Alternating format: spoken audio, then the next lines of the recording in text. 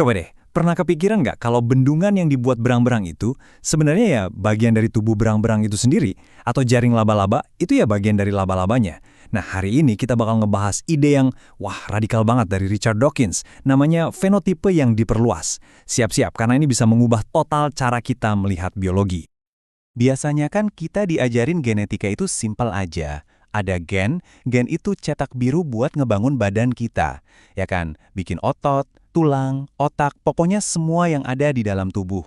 Pengaruhnya ya udah, stop sampai di kulit kita aja, beres di dalam satu individu.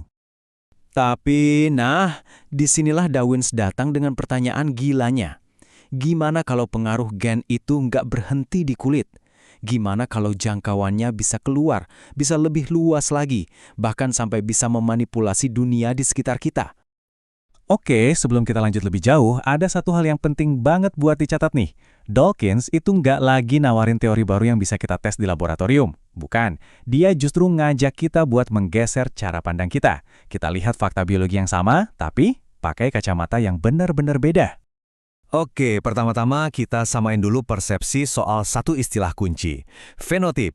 Gampangnya gini, fenotip itu semua ciri-ciri yang bisa kita lihat dari makhluk hidup. Bentuk badannya, warnanya, kelakuannya, semuanya deh. Intinya, ini adalah hasil jadi atau wujud fisik dari instruksi gen-gen di dalamnya. Nah, Dawkins itu ngajak kita buat membalik otak kita sedikit. Biasanya, kita ngelihat dunia ini dari sudut pandang pertama. Fokusnya ke organismenya, si individu yang kelihatannya egois.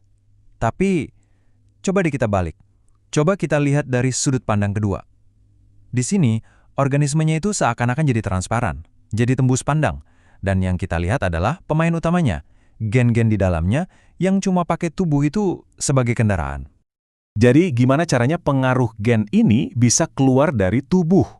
Oke, kita mulai dengan lompatan konsep yang pertama, membangun sesuatu di luar tubuh. Dan inilah dia intinya. Fenotipe yang diperluas itu artinya semua efek yang dimiliki sebuah gen di dunia ini. Bukan cuma efek ke badan tempat dia tinggal, tapi semuanya.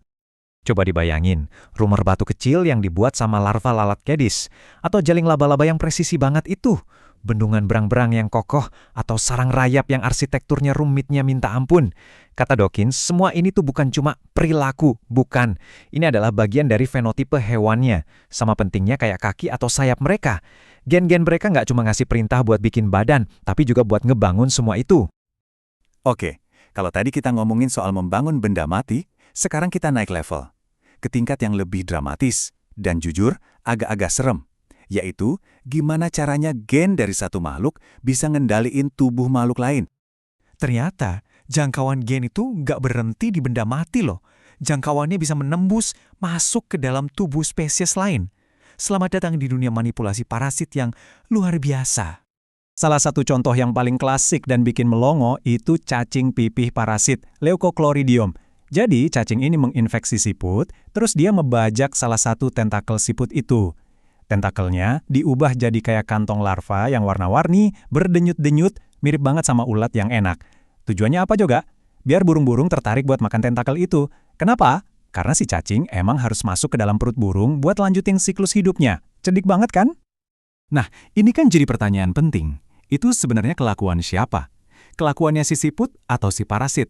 Kalau kita pakai kacamata fenotip yang diperluas, jawabannya jelas. Tentakel yang berdenyut-denyut itu adalah ekspresi dari gennya si parasit.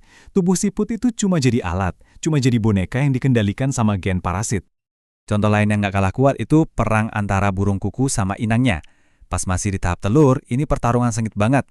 Kuku niru telur inang, inangnya berusaha nyari mana telur palsu.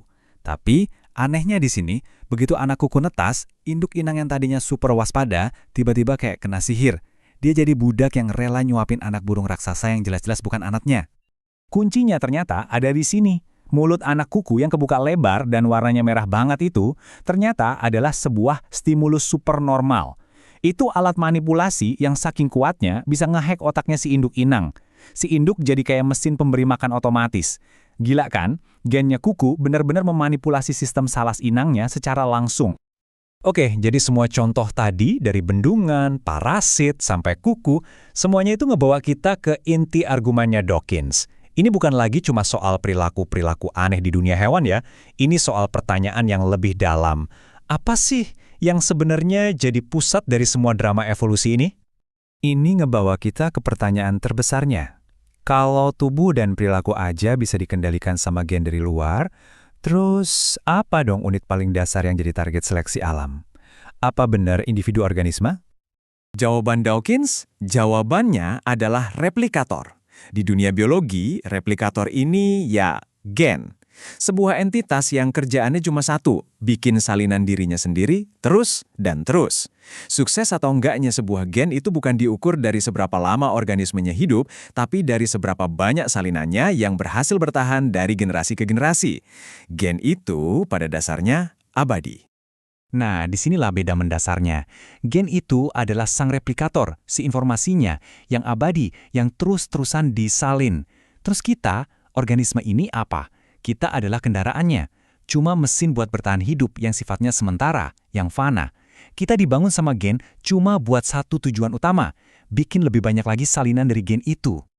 Terus buat apa sih kita membalik otak begini? Kenapa cara pandang ini penting banget?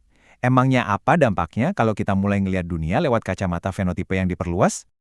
Dampaknya dalam banget loh. Konsep individu yang selama ini kita anggap jelas, tiba-tiba jadi ngeblur, jadi nggak jelas batasnya. Alam semesta ini bukan lagi cuma kumpulan makhluk hidup yang kepisah-pisah, tapi lebih mirip jaring raksasa, jaring pengaruh genetik, di mana gen-gen dari berbagai spesies saling menjangkau, saling mempengaruhi, dan saling memanipulasi dunia di sekitar mereka. Dawkins sendiri menyimpulkannya dengan keren banget. Dia bilang, pas kita ngelihat sebuah perilaku atau adaptasi di alam, kita jangan cuma nanya, apa untungnya buat hewan ini? Bukan. Kita harusnya nanya, ini sebenarnya nguntungin siapa? Apakah hewannya? Atau jangan-jangan ada gen manipulator yang lagi kerja di belakang layar? Dan semua ini ninggalin kita dengan satu pertanyaan terakhir yang bikin mikir. Kalau virus flu bisa ngubah perilaku kita biar dia bisa nyebar, misalnya dengan bikin kita bersin, pertanyaannya jadi, bersin itu sebenarnya kelakuan siapa? Kelakuan kita atau kelakuannya si virus?